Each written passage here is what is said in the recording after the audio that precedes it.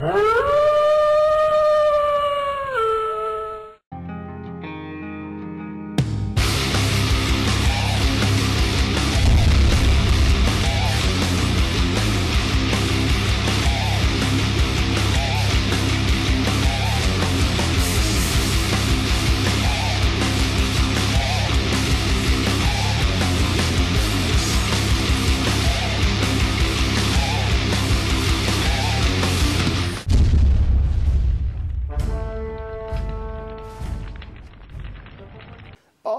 shit, son!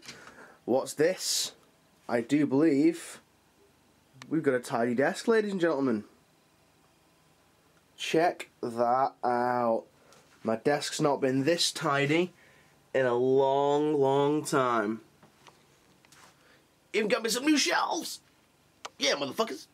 Hello everybody and welcome back to Enter the Wolf Time. Really sorry there's no intro part to this video today, guys. It's actually because my camcorder has run out of battery and I can't find the charger because, as you guys just saw, the desk area and the surrounding area is tidy. So I think I've tidied it away somewhere and can't remember where I've put it. Which is a good thing really, because there's quite a long section to come. Because I've got a load of cool stuff to show you guys. So yeah, guys, I will roll the next bit of footage. And I'm very sorry there's no intro bit. I know some of you guys only tune in for this bit, but hey ho, I have to deal with things. I have to find that charger. Right, guys, thank you, and I'll see you in a sec, in a bit. Okie dokie, guys. Well, let's have a look at what I've been up to recently. I know it's been a while. But yeah, I've been really busy building Orky vehicles and just generally doing some stuff for myself. You guys will remember this truck from a couple of videos ago, or last video, I can't remember, but this is essentially finished. Just added a bit of battle damage, added a few more glyphs, custom glyphs, or glyphs. These are available for sale. Yes, they are. Check out my eBay link in the doobly-doo down below. But yeah, really all I did was add this like rocket thing that's just like jammed into the side of it. I just wanted it to look like battle damage and really ramshackle, and also because trucks are quite light armoured, so I decided I wanted it to look like, you know, when they explode and stuff, I wanted it to be explosion worthy. So like there's an unexploded missile here that's just stuck in the side. Now what I did to this, all I did was use a cigarette lighter, melt the side, and then just jammed it in, and then unpopped it, and then poly-cemented it in. So yeah, so there's that. So he's just driving around with this fucking Valkyrie missiles just stuck in the side of it. Like, I got a stick bomb, what am I gonna do to you? I'm gonna fly, I don't know how to work this thing, there's no fucking steering wheel, it's just a computer. Yeah, so there's that one. Now I've also made another truck, because the truck that I actually had, that I was going to use, I wasn't eventually going to build this one, but then I was like, right, okay, the other one is just too big. It's too big, it's bigger than a battle wagon. So I was like, right, okay. So I made this thing here. Oh, there's random bits just stuck in there. Let's move them. But yeah, I kind of wanted to go for like a World War. Note more custom glyphs right there as well, my friends. I wanted to go for like a World War II kind of like lander kind of thing. I wanted all my trucks to look slightly different, rather than conforming to one standard template. So essentially, it's the it's just a Chimera chassis, really. I want it to look quite bulky and quite square. This one, as you can see, it's a bit of a drastic design, you know, change from the one that's the Tau vehicle. Yeah, as you can see, it looks very World War II landerish, you know, and the D-Day landings and stuff. We've got the big shooters there. Now I can count them as twin links, which means I can fire them from any, you know, any side, which is pretty cool. Blah blah blah blah. But yeah, here it is. So overall construction of this went initially well. However, I've got to admit, getting this boxy area on top was a little bit tricky. I've still not really perfected the art of plasticard that well. Yeah, I think I need to refine my skills a little bit. Let's have a look. Let's have a look close. We've got some little custom bullet holes here. We've got loads and loads of rivets. Some more custom plating, some jaggedy bits. You will get a full 10 orcs in this as well, which is really cool. I've got to admit, I like it when you can fit all your models in a truck. Like this one fits in, this truck fits roundabout, you know, you have to balance some on the top, but I really like it. I hate it when you have like the Games Workshop truck, you can get like 4 guys in there, it's like, how the fuck are 10 orcs supposed to fit in that fucking thing? But yeah, moving on round to the back, we've got the smokestack here. I'll just zoom out a little bit. This was made out of a till roll and a pen, just melted into a bit of an angle, a bit of a different direction. And then obviously we've got some supports just stuck on there. I think I might add a bit more support to the supports, just to make it look less stuck on. But yeah, we've got a nice little bit of a smokestack there. It's plugged up with some green stuff there. I'm going to smooth that out later. But yeah, so there's the other truck. That was just a really quick one. You know, there wasn't really, I didn't really put much thought into this one. It kind of developed. It kind of went with the flow of things. Another really difficult thing was actually hacking through all this here, because there's like 4 sheets of plastic out here, and I should have done it before I glued it, but I didn't because I'm an idiot. But yeah, moving on. Now, you might think, oh, you know, that's not really an awful lot of stuff there, Jojo man. You know, what have you been busy doing? Well, my friends, my loyal subscribers, I was thinking, I'm building an orc army. I want a nice centerpiece for my army, something epic. So I downloaded the rulebook in PDF form, because I don't pay for things online, and I got the Apocalypse rulebook, and I was looking through it. I was like, oh, you know, Squigoth, maybe a Stomper. Yeah, everyone's got a Stomper because of the Games Workshop kit, and I was like, Skullhammer. Fucking Skullhammer. So, yeah, I went on eBay and bought a Baneblade, and, yeah, I kind of, this isn't even going to fit in shot. It's that freaking big, it's like a freaking aircraft carrier. So, yeah, I went on eBay and I bought a Baneblade, and this is what it turned into. Essentially, a Skullhammer is like a Mega Fortress. This isn't fitting in the shot at all. In fact, I'm going to have to, like, I think I'm going to have to crank the camera up. Hold on. Oh, God. Yeah, the Skullhammer is supposed to be a Mega Fortress. Oh, my God, it's still not fitting in the shot. Okay, we're going to have to go from the front. So, yeah, essentially, fuck, that's fucking chair. Just rolling over crap. So yeah, I was making a Mega Fortress, so I was like, right, well, let's make it a fortress to begin with. So I got a bastion, and I thought, well, why the fuck would an orc loot a bastion? You know? And they look really square and orky, and it just adds a whole another level to the miniature. So, well, starting from the front, in fact, I'm going to have to take you down a peg as well. I'm going to have to take you down again, guys. So, hold on.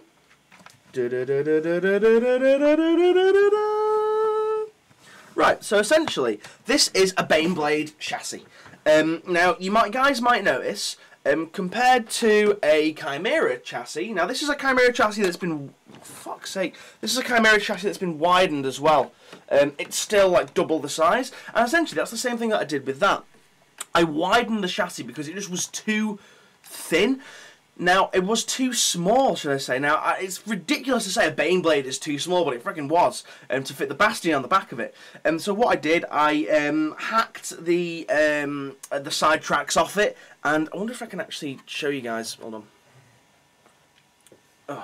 Oh my God. Right, that's going to have to come off for now. Right, so essentially, what I did was I hacked the tracks off it. I left the middle of the hole intact. I used sprue to initially brace it and initially glue it. I then used some really thick plastic card squares to glue it a bit more. This is all going to get tied up. This is nowhere near finished, by the way, guys. And then I just add a bit more structural support. I added a large section of PVC piping in the middle of it to brace it. Now, that was really, really useful because it added the structural integrity that I needed.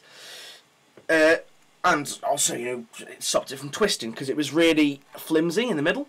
But anyway, moving on, what we've got here, we've got, this is the Skullhammer cannon made out of the good old till rolls. It was all turnable. Shit, why is that not turning? Ugh. I don't know why. But yeah, so this is actually fully turnable, and you can actually still take this off. Oh my God. Do you know what it is? There's a plate on the back which is stopping it. But yeah, so that fully comes off for transport. The actual, again, there's nowhere near finished. I've got loads more orky bits to add. Yeah, this moves up and down. just bits of till roll and stuff. I need to do a lot of tidying up. There's going to be grot sticking out the hatches and things. There's a random like old school bit that I found as well, which is pretty cool. Got some more plate in there. Now this is a skull hammer. This skull hammer is armed with obviously a skull hammer cannon, skull hammer like death cannon or whatever it is. It's armed with a just a regular orc cannon, 2 twin link big shooters, which I've actually left as the storm bolters because these guys are supposed to be looters as well. Well, the free looters. Yeah, so then leaving those as twin link big shooters. And I'm also using the grot rockets because why the fuck wouldn't you? They always hit on a 2+. That's amazing. So we've got a Manticore missile launcher up here, which looks kind of like a little guided missile thing. I was gonna orky them up a little bit, but I wanted them to be. I wanted it to look orky, yes, but not too orky because my orc clan that I'm doing is the freelooters. So essentially, they are freebooter looters. So they don't really. They basically just use an awful lot of stuff. So yeah. So we got this Manticore, I think it's a Manticore missile launcher here. We've got a little Gretchen that's going to be this fixing it. There's so much detail in this model, and I'll have to go into it the handheld, I think, on another video and just actually show you more of the detail up close and personal. But this movie moves. I really like the everything moving on miniatures just because it gives it a little bit more something, you know. So we've got a little grot on here fixing. He's holding on, so when it goes up, he's like, "Oh my god, I'm gonna fall!" But yeah. Moving on, we've got the front of the Manticore, which, as well, I see, this is the Manticore that it all came from. There was a method to the madness. So we've got the front hatch of the Manticore down here. In fact, I'm going to have to go full handheld on this, guys. Because, where's the catch? It's just too big. It's just too big. Yeah, front part of the Manticore goes on there. It looked really nice on the front of it, and it's kind of got this aircraft carrier extended bit here. Obviously, this was hacked off using a razor saw and stuck to a separate bit to the slightly off center because this should be in the middle back. Then we've got obviously the bastion going on there, round the sides. In fact, I'm probably going to have to turn the other way so there's better light. Yep. Around the sides, we've got lots of stuff going on. We've got emergency bolter there. All this is going to get rivets and stuff added, of course, guys. Do not for 1 second think that I'm not adding rivets. I'm kneeling on something really spiky. I'm wearing a dressing gown as well, which is really hard to film in. Yeah, so we've got a little extended platform here. As you guys can see, it's extending quite a bit off the back. I'm going to add some more supports and stuff here because it's still a little bit on the flimsy side. Yeah, we got loads of missiles, loads of ammunition. We got something off an old freaking whirlwind, which is pretty cool, and I wanted to include it. We got a little sniper grot up there, but we'll come to that upper level in a bit. Yeah, this is like the ammo store, moving around to the back. You know, I'm gonna have like Gretchen running about all over here, carrying stuff and ammunition. You know, taking it to the big gun over here to be fired. Because I reckon the Skullhammer Mega Fortress, it doesn't fire one single shell, it fires a bunch of shit that just combine to make it extra deadly. Moving round to the back, if you guys can see that, I'm really sorry for the shaky camera. Like I say, it's so big I've got to go in there on the handheld. Got a little hatch there, got some more glyphs. Here the exhaust, I was going to have massive smokestacks, but I will come on to that why I didn't in a bit. So basically we're going to have these two exhausts just sticking out the back. Got some battle damage here, it's going to be ripped off and re-glued. It's going to get all filled in this bit with bits of plastic card. You might be wondering where the hell the fuel tank's gone, Jojo Man. The fuel tanks are around the other side. All 4 of them are stuck there. Why? Because it looks cool. Let's look at the ladder here so orcs and stuff can get on. We've got another access hatch here. This actually, unfortunately, is a little bit on the broken side, this turret, but oh well, it doesn't matter. But yeah, I think I'm going to orcify more of the side. I might like cross out some of these Imperial logos and stuff like that. But otherwise, it looks pretty cool. Now, as you probably noticed, there's the bottom half of the bastion. Well, bottom half, one of the sides isn't exactly on there. It's just a piece of flat plastic card, and that was because it just looked too daft because it overhung like this far, and it just didn't look right. It looked too much like someone just got a bastion and stuck it on top of a Baneblade. But anyway, let's look at the actual bastion. If I can just turn it around again. Now, you guys might notice this thing is actually movable, because this thing in itself is a massive turret. Now, I wrapped my brain for ages thinking of how I can make this turret work. How can I make it move, but yet at the same time make it detachable? And then I thought, fuck it, neodymium magnets. So essentially, this turret is magnetized. We've got Her Majesty there! looking ever so grumpy. 2p piece, and on the underside of this here, this is a bit of old POS from work, this plastic card. There's a really strong neodymium rare earth magnet, and that actually fits perfectly in the middle, and yeah, allows it to spin quite nicely. And it's strong enough so that if you're moving it about, it's not just going to fall off. You're going to get some warning before it detaches. But yeah, so the top half of the Bastion, obviously we've got the big ass friggin' Baneblade cannon. That is just a regular cannon now, for all intents and purposes.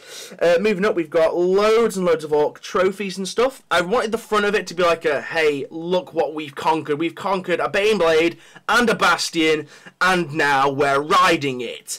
This is kind of like, obviously all the trophies and stuff. We've got some Dark Angels bits, Space Wolf, regular Marines, loads of orky glyphs and things. And there's the actual front plate underneath there from the Baneblade. There's like a big massive cross through it, like, this is not the Imperium's now, this is ours, this belongs to the Orcs. But yeah, moving on, let's just spin the turret. We've got a mech. I've got loads of these mechs just kicking about now from ordering stuff off eBay. Yeah, so we got a mech just chilling out on the side there. I am gonna add more to these, not just gonna look so stuck on. Moving around the top, we got some more trophies and stuff. In fact, it's probably gonna be easier, ladies and gents, if I just detach the top turret. Boop. Easy as that. So yeah, so we got some mechs chilling out there. We got some more plates. Again, these are going to get riveted up. I know they look horrible when they're just stuck on like that. I think that in this window here, I might have another little Gretchen or another guy poking his head out with a gun or something like that. Moving around, here we go, got a little Gretchen sniper. We've actually got a little walkway that goes to connect the two, and yeah, they've got little supports going on there. There will be more, because otherwise it's going to look really, really flimsy. And then on the top, you might notice this little guy, this little Gretchen here. He's the spotter. He's the spotter. He's got his little telescope. He's like, "Oi! Over there, you need to fire over there, mate. We need to fire over there." So yeah, he's actually stood on a bunch of ammo boxes and ammo crates and things like that. Let's see if we can get a zoom in on him. So yeah, there he is, just looking rather happy. Didn't really strip the paint off him too well. But yeah, guys, that is the my Skullhammer Mega Fortress, and and chains. I'm really sorry, mate, but you're gonna have to paint this if you want to. I'm not gonna force it on you if you don't want to paint it. But yeah, so that's just what I've been busy with. Weighs a ton, but it's still very structurally sound. Obviously, guys, I've got a lot more to do on it. I've got a lot more detailing to add. I've got a lot more character to build on this. Loads of fucking the rivets. I'm gonna go insane. I'm actually gonna go insane with the amount of rivets on this. Let's get the tripod back, because I'm sure by now some of you guys are feeling a little bit seasick. Okay. Now, obviously, I mentioned that I made this out of a Baneblade. Now, whilst I was on eBay, whilst I was trying to obtain said Baneblade, because I'm a stupid idiot, I actually bought 2 Baneblades. And now I have 2 Baneblades, one of which I can't use. It's undercoated mostly, and it didn't come with some of the stuff, so I actually substituted the cannons and stuff from the sides here, the last cannon turrets, and various other things on that one. So there's a full Baneblade, and now it's actually on eBay, guys. So if you'd like to snag yourself a Baneblade on the cheap, I think it's going in for about 30 quid at the moment, 30, maybe a bit more than 30 quid. There'll be a link to my eBay stuff in the doobly-doo down below. But yeah, guys, if you fancy getting your hands on a cheap Baneblade, please add it to your watch list, and please bid on it, because I just want to get rid of the fucking thing. Because I'm an absolute tool and a moron, because I bought 2. I also nearly bought a Necron Monolith, so I was nearly like 100 odd quid down. I was like, oh my god! But yeah, guys, please buy my shit. So yeah, guys, that's been it for this episode. I thank you all for watching. Oh, one more thing that I've not shown you guys. You sharp-eyed viewers might have what's noticed. There's a squash grot under there. I need to glue his arm down a little bit more. What the hell? There's noise. Goddamn Firefox and your adverts. Be gone. But yeah, so there's a squash grot down here. He's got his guts all poured out and things. Just added a little bit more comedy to it, because why the fuck not? And I've got an extra one of these spare, so I thought, hey, let's use it on some tracks. But yeah, he needs to glue his arm down a little bit. His arm's kind of raised up a little bit. So I might have to just get some Humbrol poly cement on there. But yeah, guys, I would really love your opinion on this behemoth of a model, this rolling fortress. It's also quite tactical, this, because you can actually march a full squad of 30 boys behind it, and they can't be spotted by stuff because it's so freaking massive. I've also got plans to make a separate turret for this because it's magnetized. I can take the top of it off, and I'm thinking of just trying to track down another Baneblade turret and just stick it on there because it does actually look alright. You know, it doesn't look too big. Obviously, with this is going to be questionable whether or not people use it with this massive turret on it. But I don't care. It's awesome, and it's my model, and I can do what I want with it. But yeah, guys, please let me know what you think of all the stuff that you've seen today. And yeah, guys, thank you all for watching. Check out my eBay stuff, and I will see you again soon. See you now. Goodbye.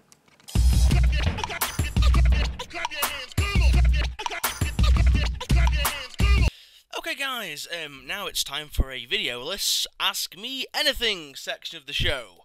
I feel like a radio presenter because you guys can't see me. I could be sat naked, for all you guys know. And do you know what? I might actually do that. I'm gonna get naked.